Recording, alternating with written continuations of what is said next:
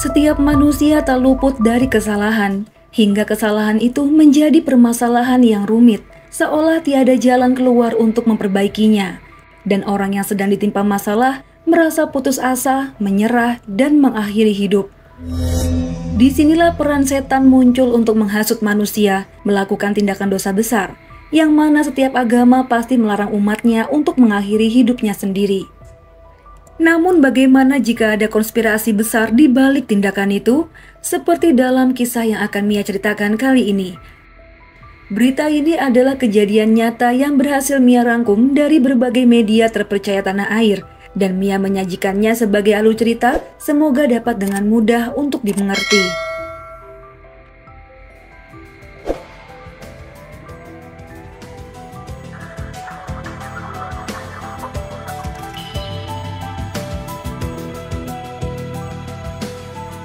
Pada hari Minggu tanggal 26 Mei tahun 2024, seorang pria muda ditemukan tewas menggantung di kebun salah seorang warga yang terletak di Dusun Prawira, Tanjung.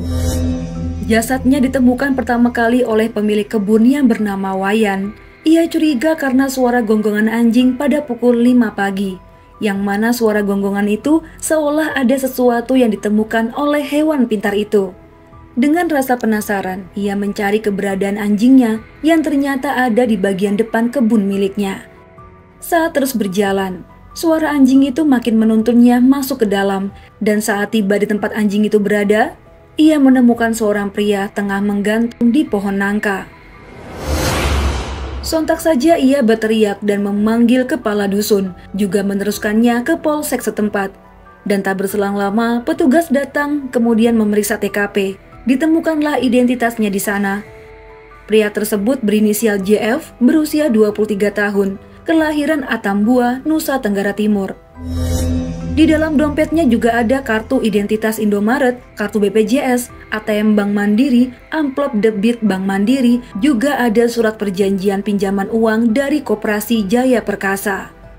Beberapa saat kemudian, jasadnya yang selesai diidentifikasi langsung dibawa ke Rumah Sakit Bayangkara Mataram. Pada awalnya petugas meyakini jika kematian korban akibat mengakhiri hidupnya sendiri. Karena saat ditemukan, korban terlihat mengeluarkan air liur dan ada air seni membasahi celananya. Kemudian korban tidak menggunakan baju karena bajunya terlilit di leher. Namun terlalu tergesa-gesa jika korban dikatakan mengakhiri hidup. Untuk itulah pemeriksaan dilakukan lebih mendalam lagi. Dari tempat kosnya tidak ditemukan bukti yang mencurigakan. Ponselnya juga tidak ada dan dalam keadaan nonaktif. Namun polisi bekerja sama dengan tim cybercrime untuk melacak keberadaan ponselnya. Pemeriksaan CCTV juga dilakukan baik di area TKP maupun kos korban. Rupanya JF tengah bekerja di sebuah koperasi simpan pinjam yang berada di Desa Sokong, Kecamatan Tanjung, Kabupaten Lombok Utara. Di lain sisi, salah satu rekannya yang juga pimpinan dari Koperasi Jaya Perkasa yang bernama Petrus mengaku jika kehilangan salah satu pegawai barunya. Lantas, penyidik mendalami informasi tersebut dengan menanyai rekan-rekan kerjanya yang lain. Dan didapatilah informasi sebagai berikut. JF merantau dari Nusa Tenggara Timur ke Lombok Utara untuk bekerja di Koperasi Jaya Perkasa. Ia masih baru 1 pekan bekerja.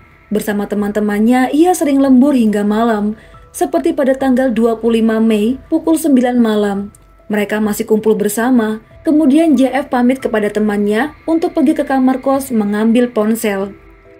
Namun teman-temannya yang menunggu tak kunjung melihat JF datang. Mereka sudah mencari ke kamar, ke sekeliling kantor, juga menghubungi ponselnya. Namun tetap tidak ada yang tahu keberadaan pria muda itu, seolah raib ditelan bumi. Hingga tiba-tiba pada keesokan paginya, JF ditemukan tewas di kebun warga. Jelas ini membuat teman korban di kantor sangat berduka. Mereka menangis berteriak histeris, seolah lupa kalau mereka adalah cowok maco yang seharusnya kaku jika menangis. Namun sayang, penyidik yang melihat mereka berduka menjadi curiga. Mereka lah yang diperkirakan sebagai orang terakhir yang ditemui oleh korban. Sambil menunggu hasil otopsi, penyidik melakukan pemeriksaan terhadap saksi, seperti rekan korban juga keluarganya di kampung. Akhirnya beberapa waktu kemudian, hasil pemeriksaan pun keluar. Pria berambut ikal itu rupanya adalah korban pembunuhan. Dilihat dari luka lebam pada tubuhnya, kuat dugaan korban telah meninggal sebelum tergantung. Seolah mendapat titik terang, petugas jadi leluasa untuk mengembangkan penyelidikan. Karena memang sedari awal mereka telah mencurigai adanya konspirasi kejahatan di balik tewasnya JF.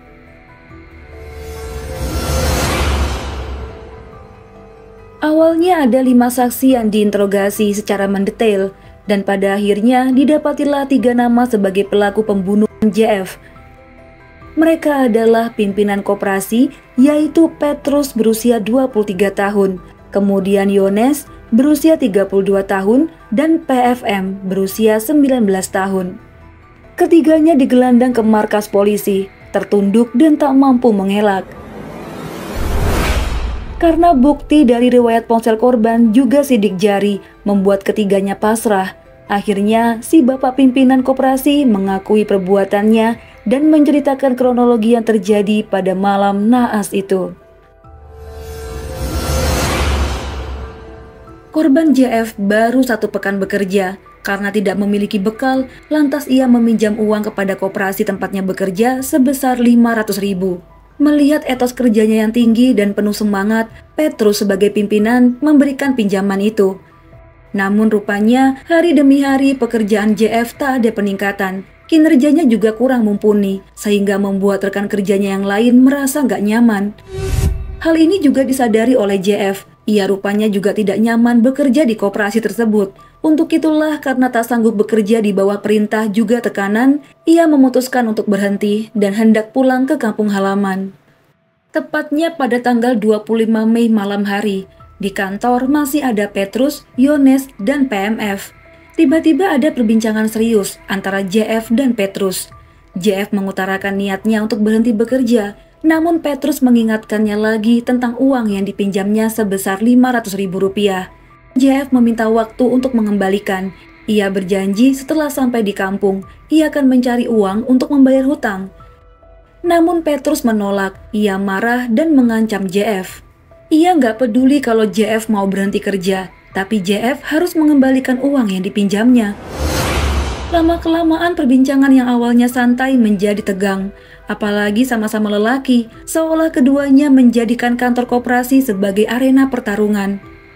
Singkat cerita, Petrus memukul kepala korban. Mendapat perlakuan ini, korban udah merasa nggak aman. Dia kabur keluar kantor dengan berjalan kaki, sambil memegangi kepalanya yang sakit.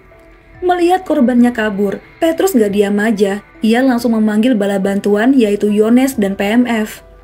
Ketiganya menggunakan sepeda motor untuk mengejar korban. Kejar-kejaran dramatis pun dimulai. Di kegelapan malam yang sepi, korban akhirnya berhasil ditangkap dan dibawa ke kebun warga yang jauh dari pemukiman. Saat itu korban JF mengenakan kaos kemeja, juga celana jeans berwarna hitam. Di sana ia meminta ampun kepada 3 orang setan di hadapannya. Namun permintaan ampunan itu diabaikan. Petrus udah kesel setengah mati. Ia mengambil batang kayu dan memukulkannya pada JF berkali-kali. Hingga JF pun meninggal dunia. Dan ketiga pelaku membuat alibi, seolah korban mengakhiri hidupnya sendiri. Mereka menggantungnya di pohon nangka setinggi 2 meter dengan kemeja korban. Mereka juga menyiramkan air ke celananya biar makin meyakinkan. Setelah selesai membuat alibi itu, ketiga pelaku pergi dari lokasi dan pulang ke rumah untuk tidur nyenyak. Dan Petrus sang pimpinan sempat melaporkan anak buahnya yang hilang ke polsek terdekat.